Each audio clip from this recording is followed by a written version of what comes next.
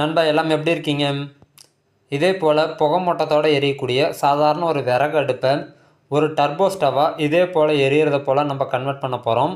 So இது எப்படி அப்படின்றத அந்த வீடியோவில் பார்க்க போகிறோம். ஸோ சின்னதாக ஒரு ஸ்பான்சர் கண்டென்ட்டோட வீடியோ கண்டென்ட்டுக்குள்ளே போயிடலாம். This video sponsor by SBO private limited Tiruvannamalai. Digital marketing துறையில் அனைத்து விதமான மக்களுமே பயனடையக்கூடிய வகையில் பலவிதமான வேலை வாய்ப்புகளை இவங்க உருவாக்கி கொடுத்துட்ருக்காங்க. ஸோ உங்களுக்கு விருப்பம் இருக்குது அப்படின்ற பட்சத்தில் ஸ்க்ரீனில் தெரிகிற வாட்ஸ்அப் நம்பருக்கு மெசேஜ் பண்ணுங்கள்.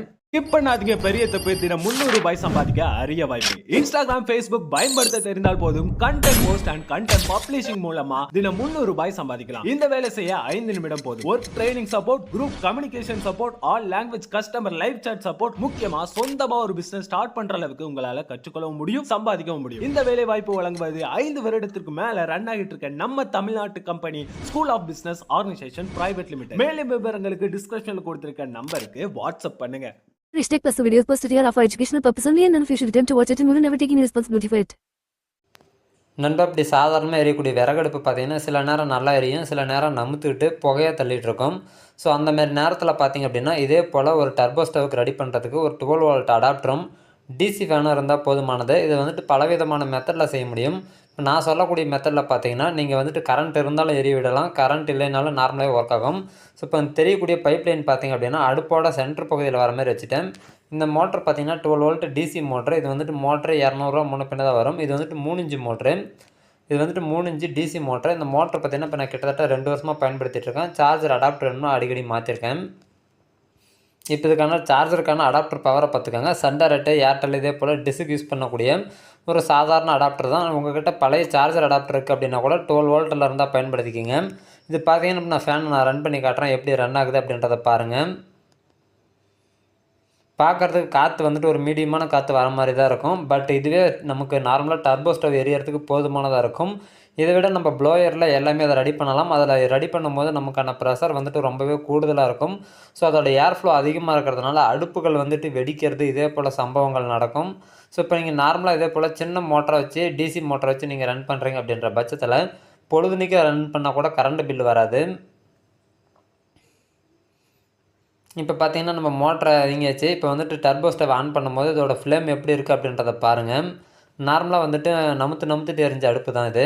இப்போ பாருங்கள் எந்த அளவுக்கு ஃபயர் வந்துட்டு எப்படி கண்ணை பறிக்கிற மாதிரி ஒளி வீசுது அப்படின்றத பாருங்கள்.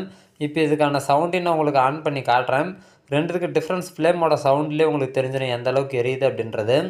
இந்த அடுப்பில் வந்துட்டு ஒரு கங்கு உருவாகிற வரைக்கும் தான் கொஞ்சம் டைம் எடுக்கும். கங்கு உருவாயிடுச்சு அப்படின்னா அந்த ஃப்ளேம் வந்துட்டு சும்மா அனல் பக்கத்துலேயே உட்கார முடியாது, அவ்வளோ தாண்டிட்டு வரும். இப்போ உங்களுக்கு பார்க்கும்போதே தெரியுமா அடுப்போட பர்ஃபார்மன்ஸ் எந்த அளவுக்கு இருக்குது அப்படின்றது எல்லாமே. ரொம்பவே சூப்பராக ஒர்க் ஆகும் இந்த அடுப்பு. இது வந்துட்டு எந்தவித செலவுமே கிடையாது. உங்கள் கிட்ட இருக்கக்கூடிய ஒரு சாதாரண ஒரு பைப்பு வச்சுட்டு அடுப்பு செய்யும் போது இதே போல் பைப்பை இந்த சென்டர் பகுதியில் அடுப்பில் வர மாதிரி ஓட்டை போட்டு எடுத்துட்டிங்கன்னா போதும். ஸோ நார்மலாக வந்துட்டு வெளியில் வந்துட்டு கனெக்ட் பண்ணி எடுத்துக்கிறீங்க. அது வந்துட்டு 3 இன்ச்சு டர்போ ஃபேன் அப்படின்னு சொல்லிட்டு டிசி ஃபேனுன்னு கேட்டிங்கன்னாவே உங்களுக்கு மார்க்கெட்டில் அவைலபிளாக இருக்குது. இல்லைன்னா அது வந்துட்டு ஆன்லைனில் கூட பை பண்ணிக்கலாம். இது வந்துட்டு உங்களுக்கு ஸ்பீடு ரெகுலேட் பண்ணுறதுக்கு ரெகுலேட்டர் தேவை கிடையாது.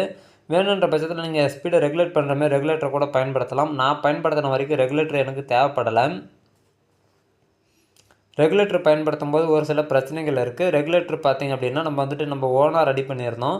ஸோ அது வந்துட்டு ரெகுலேட்டர் அடிக்கடி ரெகுலேட்டிங் வந்துட்டு ஐசி இந்த மாதிரி போயிடுது. அதனால் வந்துட்டு ரெகுலேட்டரை கட் பண்ணிவிட்டு இப்போ டேரெக்டாக தான் யூஸ் பண்ணுறேன்.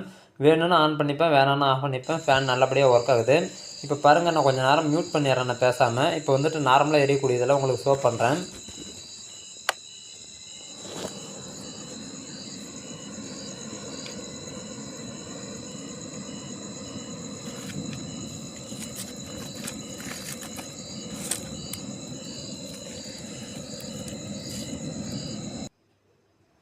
இதோட ரிசல்ட் எந்த அளவுக்கு இருக்குது அப்படின்றது உங்களுக்கு சவுண்டே காட்டி கொடுக்கும். ஸோ ஃப்யூச்சரில் இது தொடர்பாக நிறைய வீடியோக்களை பார்ப்போம். நன்றி நண்பா.